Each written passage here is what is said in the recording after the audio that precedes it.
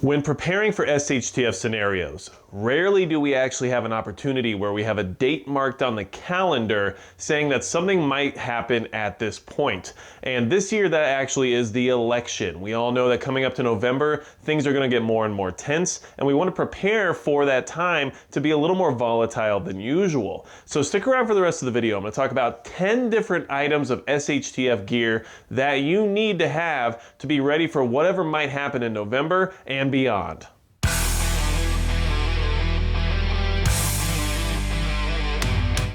Hey everybody, it's Magic Prepper, and today we're talking about 10 different items of SHTF gear that everybody should have in their prepper, pantry, arsenal, library, whatever it might be. A lot of new people are into the idea of preparation now ever since the beginning of the pandemic. And some of you might need some refreshers on items that you're missing or maybe things that you don't have quite yet. Some of you need some advice on different types of gear that you might want depending on the situation. So I figured in this video we talk about 10 different items, like 10 different categories of SHTF gear that you need just to cover your bases when it comes to an emergency in any kind of a situation. But with this lead up to November and the election, we know that things are going to get more tumultuous. So we have to be careful and we have to prepare so that if we find ourselves in a situation where we need to rely on some certain gear items, we have the right items to have, okay? So if you are preparing for SHTF scenarios and if you're worried about what's going to happen come November, hit the subscribe button below so that way we can keep talking about all these different options we have when it comes to being able to get gear and get equipment that might help us make it through a little bit easier on the other side, okay? So we'll start going over the 10 different gear items and gear categories that I have for you today, and then at the end of the video we'll just talk about whether or not you're prepared or if you need to get more things put together beforehand to make sure that you feel fully well-rounded when it comes to what you have for your SHTF gear selections. Okay, so one of the first pieces of SHTF gear that you need is a way to make water potable. You want to make sure you can get hydrated in any situation, and if you're lacking anything related to H2O, related to staying hydrated and being able to drink safe water, then you definitely need to start your focus there, because water is going to keep you alive and keep you going, and it's also going to kill you faster than anything else if you don't have it or have access to at least a clean source. So my suggestion for the first piece of gear related to water is going to be the Sawyer Mini water filter. That's just because it is extremely versatile. It's very inexpensive. It comes in at around 20 some dollars, right? And it also filters up to 100,000 gallons of water before it becomes basically useless. So you have the ability to install it inline in a water bladder system. It comes with a lot of accessories, including a straw so that you can drink water right out of a source with it. It comes with a syringe so you can clean out the filter correctly when need be. And it also comes with a canteen pouch, which basically just allows you to fill water and have 16 ounces of water ready to go at any time. That conveniently then screws onto the Sawyer Mini like so. Sawyer Mini, excellent way to go, very inexpensive. It'll give you a lot of peace of mind by just having it, because you'll know, man, I can filter a lot of water and have potable, clean drinking water for however long until something else changes in my life, okay? And one thing else that you need to at least make sure you have when it comes to water treatment is some type of an iodine style treatment. This is potable aqua, and basically it treats the water, gets rid of any disease or viruses that might be in the water. So this is kind of how you want to approach a dirty water source, is you want to have both items. You want to be able to filter the water out and get all the particulates out, and you want to be able to treat it for any kind of viruses or anything like that that might be inside the water. So I suggest having iodine treatment as well as having a filter source, and the Sawyer Mini is my choice when it comes to that. Okay, so the next set of gear items that you're going to need for an SHTF scenario is related to combustion or being able to build a fire. You can't cook without fire, you can't stay warm without fire, you can't treat water without fire if you need to boil it. There's a lot of reasons why you need fire, and it's extremely important in any survival situation. But even if you're just in your home and maybe the power goes out, or maybe there's a long-term cold front where you can't seem to keep your house warm enough based on whatever your restrictions are when it comes to your energy use, then having the ability to make fire can be the difference of life or death in many, many situations. So the easiest thing to have is just get some Bic lighters. They're so easy to use, they do the job, they hold fuel well, and honestly, sometimes things are just better when they're time tested and proven, and the Bic lighter is that. So make sure you have plenty of Bic lighters laying around. But for my actual choice when it comes to an SHTF gear item, I actually want to make sure I have a ferrocerium rod always ready to go. And this is actually a very cool ferro rod that was made by Will Patriot, or Prepping Patriot is his new channel name. So I'll link that just so you guys can check him out if you want. He does a lot of really cool stuff made by hand, including awesome machetes. So definitely got to check out. But the ferro rod can have up to 20,000 strikes on it before you run out of fuel, which a Bic lighter cannot do, and which most fuel-based lighters or anything like that are not going to be able to even compete with. So 20,000 strikes to be able to get a fire going is very, very good to have. So always have a ferro rod, and have multiple, in my opinion. And then you just need to make sure you have some kind of a fuel source to get an easy fire going. Things like cotton balls dipped in Vaseline will do the job. You just need some way of getting that fire accelerated and ready to go. So just make sure you have your fire package figured out. And it's just very important that you have something in order to make sure that if you need that combustion, it's easy to access and you have access to it for a long period of time. Okay, the next piece of gear that you gotta have if you're worried about SHTF prepping, you have to have a high quality fixed blade knife. It is the #1 most important item in any survival kit. It's something that everybody should have, and you should invest a little bit of money in to make sure that you have a quality knife. Because if you're gonna run out the door with nothing else but one item, it should be your knife. And that high quality knife is gonna come in handy a lot more often than just about anything else on this list. You're gonna find yourself using a knife regularly, and it does have its applications of self-defense as well, which is very important in any kind of an SHTF scenario. So make sure you buy something high quality. Here you've got the SE4, which I really enjoy. I think it's a really well-made knife. It's got all the right attributes, and this is a brand new one, so you can see how they look right out of the box. Beautiful knife. Very good grip, very well made. It's going to be very sturdy, very thick blade that you can do a lot of work with if need be. And of course, there's always the iconic K-bar, which is an excellent knife as well. Every prepper, I feel like, has one of these in their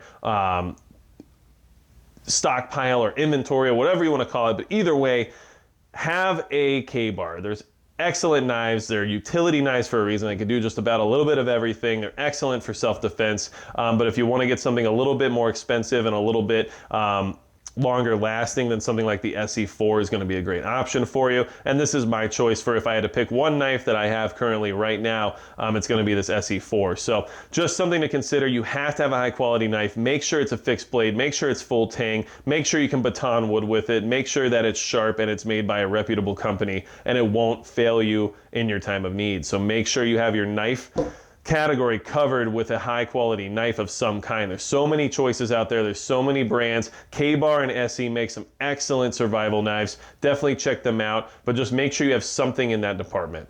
Okay, so you gotta have comms of some sort. If you're worried about SHTF events, especially leading up to November, you're going to need to be able to communicate, stay on top of the information that's coming out, and making sure that whatever's affecting your area is something that you're aware of before it's too late. So make sure you have some decent version of quality comms. The Baofeng UV5R is very inexpensive, very capable. It's a ham radio that you do need to take an operator license course if you want to fully utilize its abilities, but for monitoring comms and for seeing what's happening related to intel and making sure that you stay ahead of the curve, having something like this is definitely going to be huge. You win wars with intelligence, and comms provide that intelligence. So you need to make sure when it comes to any survival situation, this is one of your top priorities for your SHTF gear, okay? And it's just super easy to use. Make sure you have your channels all figured out. Make sure you have things that you need when it comes to even just emergency weather channels, when it comes to your emergency radio services, just things that are gonna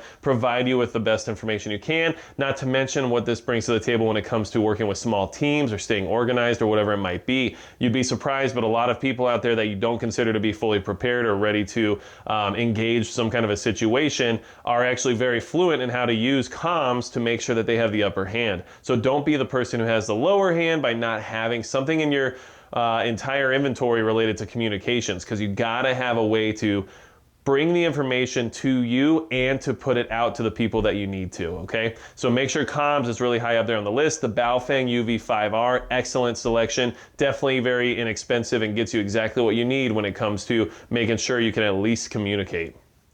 Okay, you have to have a solid first aid kit in your SHTF gear. You have to. If you don't have first aid figured out, you don't have first aid covered when it comes to all the other things we like to do when it comes to prepping, when it comes to firearms, when it comes to self-defense, security, everything else, if you're not prepped for first aid, then you're not prepped to use those items, because those things are what causes the injuries you're gonna have to treat regardless of whether or not it's on you or somebody else. And if you're expecting some kind of a conflict and you don't have a way to treat yourself after said conflict, then you've already given up the fight. Make sure you have first aid covered. And you can't just go ahead and buy a standard Walmart issued Coleman first aid kit and expect to get everything you need in it. You need a lot of gear when it comes to first aid. So this isn't gonna be something where I can just tell you, hey, buy this first aid setup and buy everything in it and you'll be good to go, because I had to piece this together as well. Now, there are some high quality first aid kits out there that do provide a lot of what's in here already automatically, but you wanna make sure that whatever you're using for your first aid,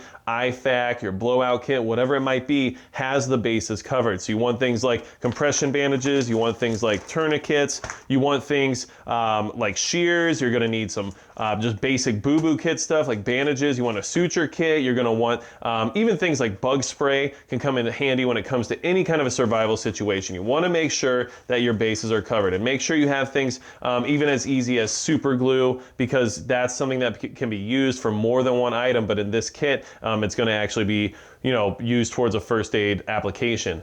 All these things are very important. Make sure you go out of your way, try to get as much knowledge and information as you can about what you need to have a well-rounded first aid kit. And that way, if you find yourself in need of it, you're not gonna be upset that you didn't put something in there that you should have. And if you don't have a first aid kit ready to go in your preps, then you're definitely lacking in that department, especially if you're worried about November and all the unrest and violence and everything else we're seeing right now in the streets. First aid should be top of mind.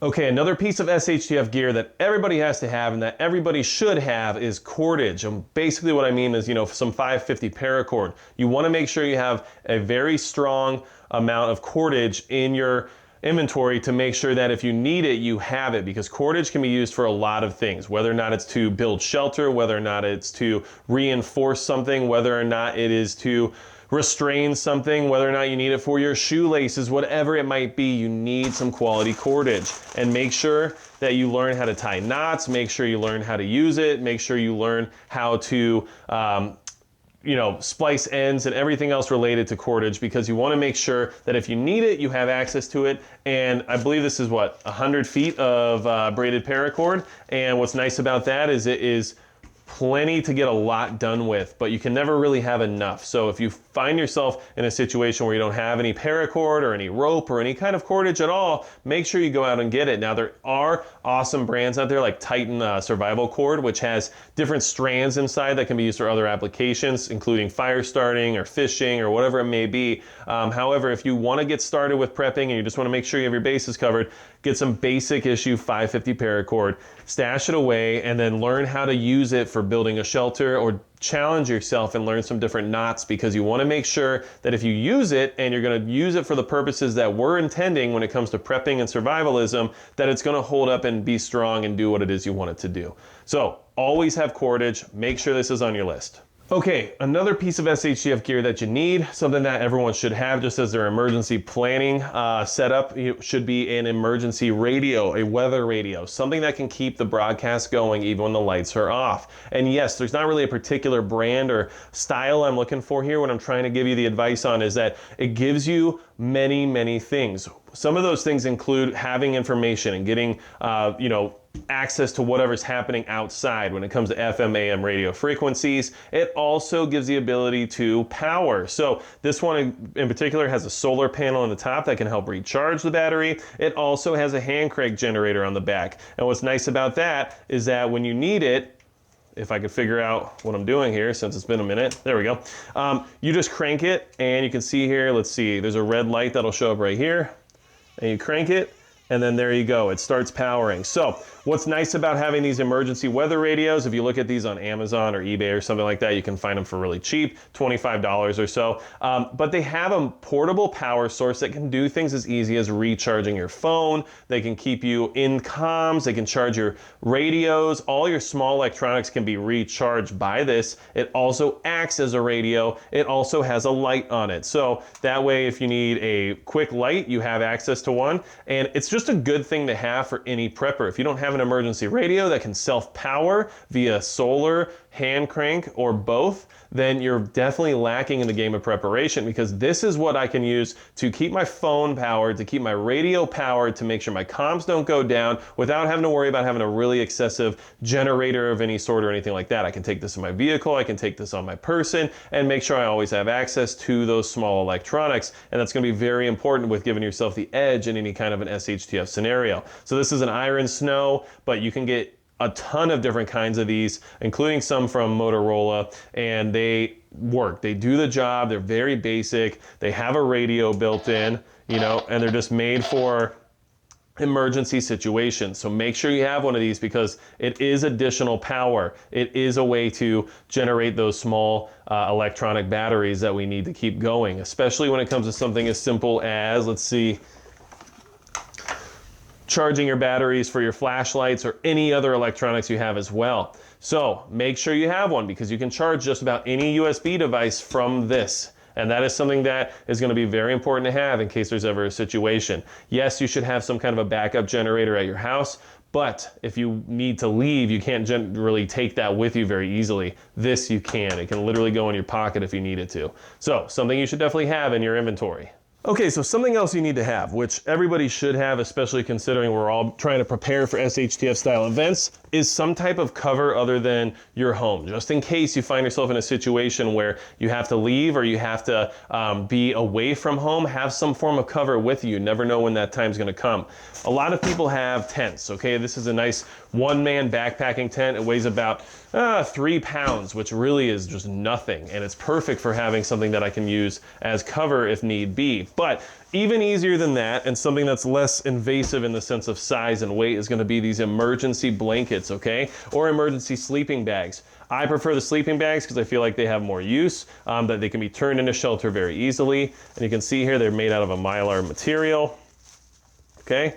And you just unfold these, and then you can turn them into any type of shelter you need, even if it's personal shelter. And when I say that, what I mean is using it as a legitimate sleeping bag in the sense of staying warm in case you're out in a cold environment. These are all very important to have. Everyone should have some kind of cover in their gear, and I just suggest grabbing something like this just to have a very simple, very utilitarian item that can do the job for you in the interim during an emergency. Yes, this is not going to last as a permanent shelter, but nothing really should be a permanent shelter if you are in transit, and this is going to be lighter weight and help you get to where you need to go without weighing you down and bogging you down. But at the end of the day, definitely not a permanent shelter solution, but it's still some form of cover. So if it keeps you out of the rain, keeps you warm on a cold night, and it can actually give you some shelter to make a home base with if need be for a short amount of time, get yourself some emergency sleeping bags made out of Mylar. This is the Laberna brand. There's a million other brands out there, but this is just one of my suggestions for having,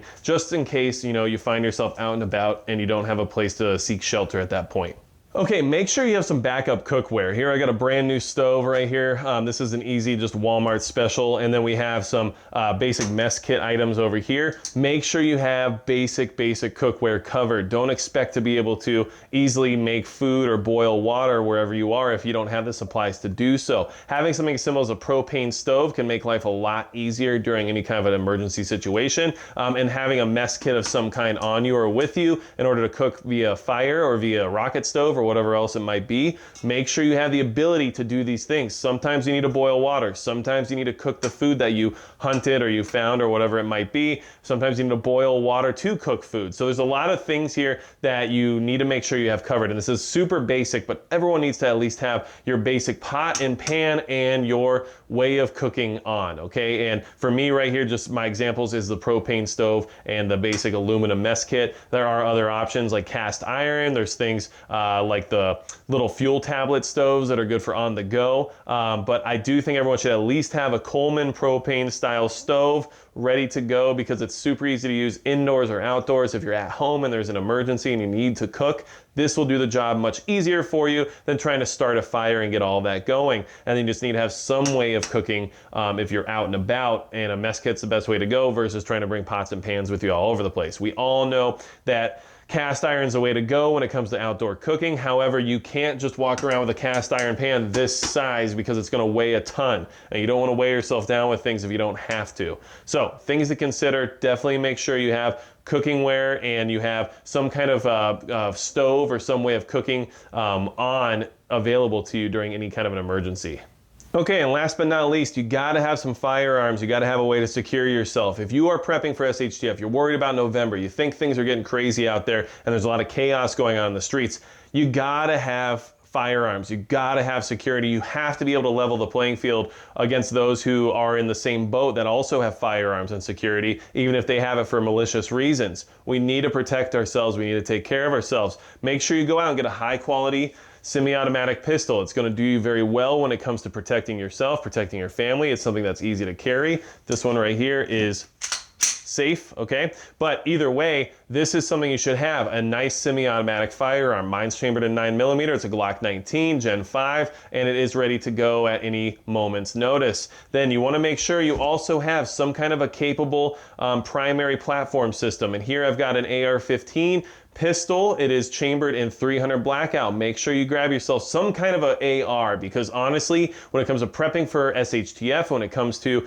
everything else related to what we expect to have happen, you want consistency of parts, you want consistency of logistics. Yes, a 5.56 would actually fit that bill even better, but just saying that this is something that everyone should have, a capable primary weapon system like this 300 blackout. You want to make sure that it is, well, I guess safe, right, before anything else. Okay, we're good to go. And you want to make sure you have a decent optic on it. You want to make sure you have decent sights. You want a light of some kind to make sure you can identify any type of target if you have to make that happen. And then you want to make sure there's a sling as well. So very basic things. And I would say that right now is not the best time to buy these items, because they're becoming scarce and becoming more expensive. However, if you don't have anything, you need to do something. So do yourself a favor, look at what's still available and find a good balance of budget and quality. And when it comes to firearms, things like Glock 19s used to have that balance, but they don't right now. ARs used to have that balance, they don't so much right now. If you need advice or you need help with figuring out what you're going to put together or what you're going to buy to try to get yourself more prepared, always feel free to leave me a message from my website on my contact form, and I'll try my best to get back at you, or as well in the comments, because in the comments section I can actually interact with you, but so can everyone else. And there's a lot of good people out there with a lot of good advice. So those are things you want to keep in mind. But just a reminder, yes, you need ammunition, you need cleaning kits, you need ways to transport the firearms legally, everything else related to that.